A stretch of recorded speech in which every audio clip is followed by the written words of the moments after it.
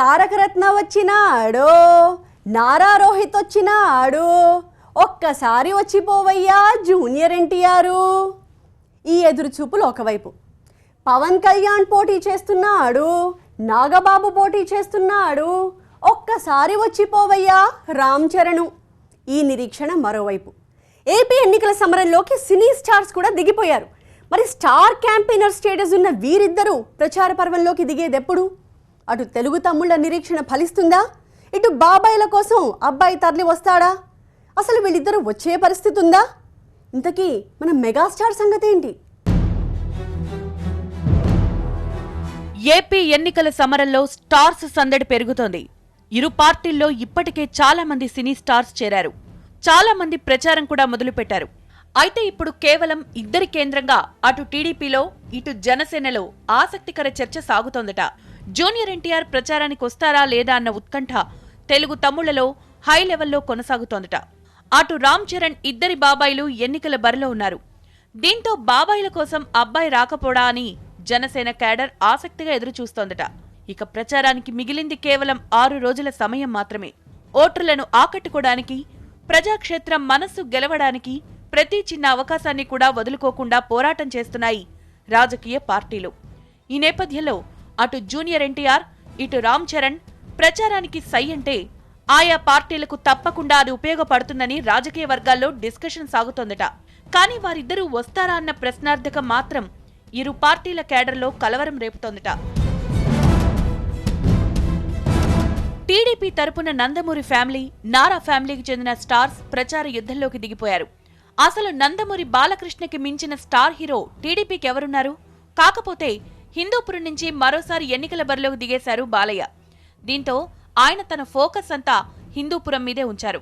మరోవైపు తారకరత్న ఇప్పటికే ఎన్నికల ప్రచారంలోకి దిగిపోయారు. నెల్లూరు జిల్లాలో ఒక విడత ప్రచారం కూడా పూర్తి చేశారు తారకరత్న. తాజాగా నారా రోహిత్ కూడా క్యాంపెయినింగ్ వారికి సై అనేశారు. తూర్పుగోదావరి నుంచి అనంతపురం, చిత్తూరు దాకా వరుసగా టీడీపీ తరపున ప్రచారం చేయడానికి రెడీ అయిపోయారు నారా రోహిత్.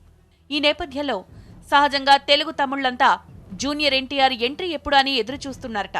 అయితే ఇప్పటికే తెలంగాణ అసెంబ్లీ ఎన్నికల్లో టీడీపీ తరపున ప్రచారానికి జూనియర్ ఎన్టీఆర్ దూరంగా ఉన్నారు. నందమూరి సుహాసిని బరిలో దిగినా ప్రచారానికి రాలేదు. నిజానికి హరికృష్ణకు చంద్రబాబుకు మధ్య గ్యాప్ పెరిగినప్పటి నుంచి జూనియర్ ఎన్టీఆర్ కూడా టీడీపీ అధిష్టానంతో కాస్త దూరంగానే ఉంటున్నారు.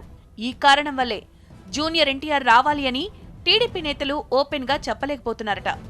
ఒకవేళ అంతా రావాలని కోరినా జూనియర్ రాకపోతే ఇబ్బంది పడాల్సి వస్తుందన్న ఆలోచనే అందుకు కారణమట. అయితే టీడీపీ కార్యకర్తలు మాత్రం హోరాహోరీగా ఎన్నికల సమరం సాగుతోన్న వేళ జూనియర్ ఎన్టీఆర్ ప్రచారం ఖచ్చితంగా ప్లస్ అవుతుందని టీడీపీ క్యాడర్ భావిస్తోందట. అటు రామ్ చరణ్ ఎన్నికల ప్రచారానికి సంబంధించి కూడా జనసేన క్యాడర్ ఆసక్తిగా ఎదురుచూస్తోందట. ఇప్పటికే కాంగ్రెస్ నుంచి పూర్తిగా దూరమైన చిరంజీవి క్యాంపెయినింగ్ వారికి సై అంటారన్న ప్రచారం ఒకవైపు జరుగుతూనే ఉంది. ఇటు చూస్తే రోజులు గడిచిపోతున్నాయి. అయితే చిరంజీవి సైరా చిత్ర షూటింగ్ నిమిత్తం జపాన్ వెళ్లారట. ఏప్రిల్ 9వ తేదీ రాత్రి ఇండియాకొస్తారట. అంటే ప్రచార పర్వం ముగిసిన తర్వాతే మెగాస్టార్ ఇండియాకొస్తారు. సో చిరంజీవి జనసేన తరపున ప్రచారం చేసే అవకాశమే లేదు. దీంతో రామ్ చరణ్ ప్రచారానికొస్తే మరింత సానుకూలత ఏర్పడుతుందన్న భావనలో కార్యకర్తలున్నారట. బాబాయిల కోసం అబ్బాయి వస్తే ఎలక్షన్ వార్ మరింత రసపట్టుగా ఉంటుందని క్యాడర్ అంటోందట. ఇటు టీడీపీ నుంచి జూనియర్ ఎన్టీఆర్ వైపు ఎదురుచూపులు, అటు జనసేన నుంచి రామ్ చరణ్ వైపు ఎదురుచూపుల పర్వం కొనసాగుతుంటే అసలు వీరిద్దరూ ఎక్కడున్నారన్న చర్చ మరోవైపు సాగుతోందట. ఎందుకంటే ఇప్పుడు జూనియర్ ఎన్టీఆర్, రామ్ చరణ్ ఇద్దరూ ఆర్ఆర్ఆర్ మూవీలో నటిస్తున్నారట. ఇప్పుడు వీళ్ళిద్దరూ ఆ చిత్ర షూటింగ్ లో భాగంగానే అహ్మదాబాద్ లో ఉన్నారట. 45 రోజుల పాటు సాగే లాంగ్ షెడ్యూల్ ఇప్పుడు నడుస్తోందట. దీంతో అసలు ఈ షెడ్యూల్ పూర్తయి వాళ్ళిద్దరూ అహ్మదాబాద్ నుంచి తిరిగొచ్చేసరికి పోలింగ్ అయ్యి కౌంటింగ్ కి తేదీ కూడా దగ్గరకు వచ్చేస్తుందని అంతా డిసైడ్ అయిపోయారట. అయితే జిమ్ చేస్తుండగా రామ్ చరణ్ కాలికి గాయమైందట. దీంతో షూటింగ్ కి బ్రేక్ ఇచ్చి చిత్ర యూనిట్ మొత్తం హైదరాబాద్ తిరిగొచ్చేస్తుందని ఫిలిం నగర్ వర్గాలు చెప్తున్నాయి. కాలు బెనకడంతో రామ్ చరణ్ బెడ్ రెస్ట్ తీసుకోనున్నారు. అయితే చిత్ర యూనిట్ మొత్తం హైదరాబాద్ పయనం కావడంతో జూనియర్ ఎన్టీఆర్ ప్రచారం కేంద్రంగా టీడీపీ క్యాడర్లో మాత్రం సస్పెన్స్ ఎపిసోడ్ కంటిన్యూ అవుతోందట.